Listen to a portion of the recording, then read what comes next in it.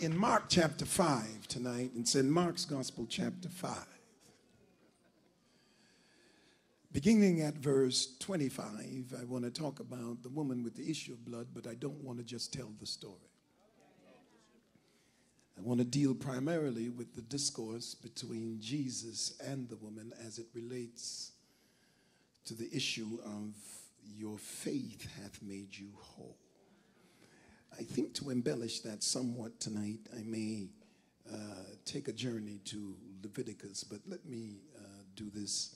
Let's read this first, beginning at verse. And a certain woman which had an issue of blood 12 years, and had suffered many things of many physicians, and had spent all that she had, and was nothing bettered, but rather grew worse. When she had heard of Jesus, came in the press behind, touched his garment. For she said, if I may touch but his clothes, I shall be whole. And straightway the fountain of her blood was dried up, and she felt in her body that she was healed of that plague. And Jesus, immediately knowing in himself that virtue had gone out of him, turned him about in the press and said, who touched my clothes? The disciples said unto him, thou seest the multitude thronging thee, and sayest thou, who touched me? And he looked round about to see her that had done this thing. But the woman, fearing and trembling, knowing what was done in her, came, fell down before him, and told him all the truth. And he said unto her, daughter, thy faith hath made thee whole. Go in peace and be whole of thy plague. For her to be trembling and fearing after she was marvelously healed would cause me to have to take a look in the law and the Levitical law. And I think I'd go to about verse chapter 19, maybe 19. I always confuse this. No, it's 15 and 19. And if a woman have an issue, and her issue in her flesh be blood, she shall be put apart 7 days, and whosoever toucheth her shall be unclean until the even. And everything that she lieth upon in her separation shall be unclean. Everything also that she sitteth upon shall be unclean. And whosoever toucheth her bed shall wash his clothes and bathe himself in water and be unclean until the even.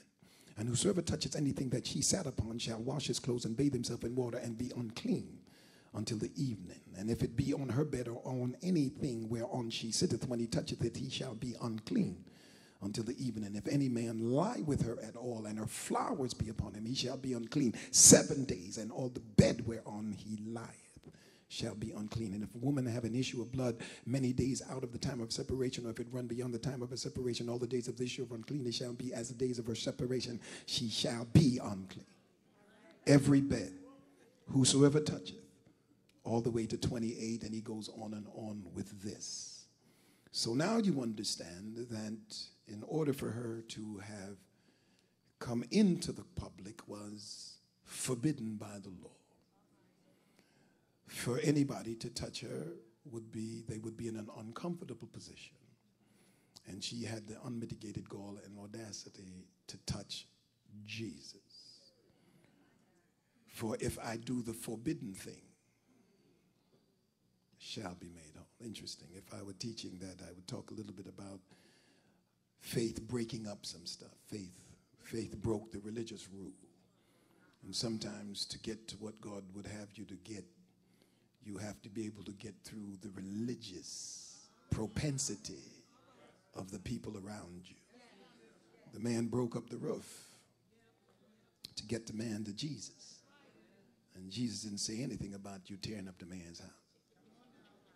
Amen. I would want, hey, man, I got you in my house, and folk tearing up the house to get to you. I need you to talk to them. Amen. This particular, look at somebody and say, your faith hath made you whole. Touch somebody else and say, you have the right touch.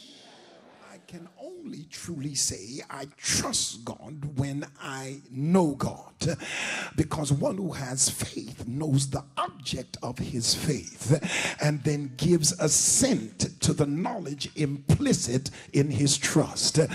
There are certain things people can say about people you know that you can automatically, without any information, say that's not them.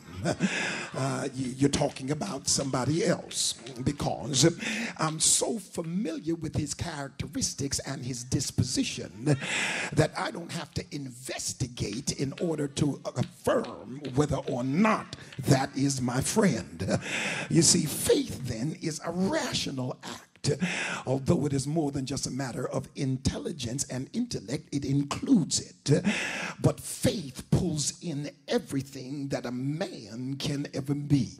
It demands all that a man is, and this can be, I mean, it grabs everything about you. When you have faith, you protest your environment, you protest your circumstance, you protest your situation, because I no longer identify with the environment, I identify with God himself.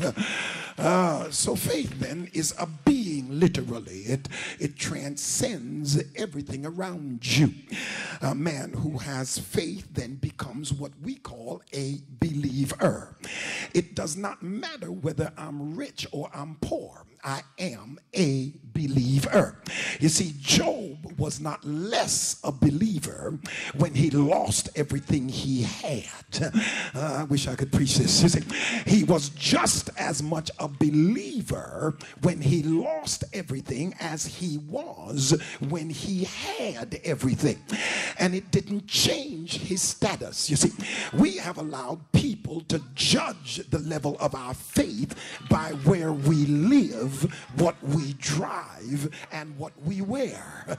But I'm not less a believer because I drive a Pinto while you drive a Rolls Royce. I feel like preaching here. The reason you got a Rolls Royce is because you make more money than I do. But the fact that you make more money than I do doesn't make me less a believer. Oh, I feel something helping me here. And I'm not talking from a point of view of not having anything. I promise you that's not the point of view. I used to pastor in Longview, Texas. And in Longview, Texas, I had 20% of the population in my ethnicity came to my church. Now, I may very well have close to 25,000 members in LA. But I was still I'm still smaller in LA than I was in Longview, because even though I had 2,000 people in Longview, it represented 20% of the folk that I preached to. Now I've got 25,000, but it's less than 1% of the folk that I preach to. You see, you can't let people take numbers and determine your value, because God sends some people to big metropolitans and sends others to small places. And one is just as effective as the other, because you can never measure my capacity by the numbers that are around me, because circumstances are different. And you ought not to let anybody minimize who you are because you don't have what they have, because it's not measured by what's on the outside.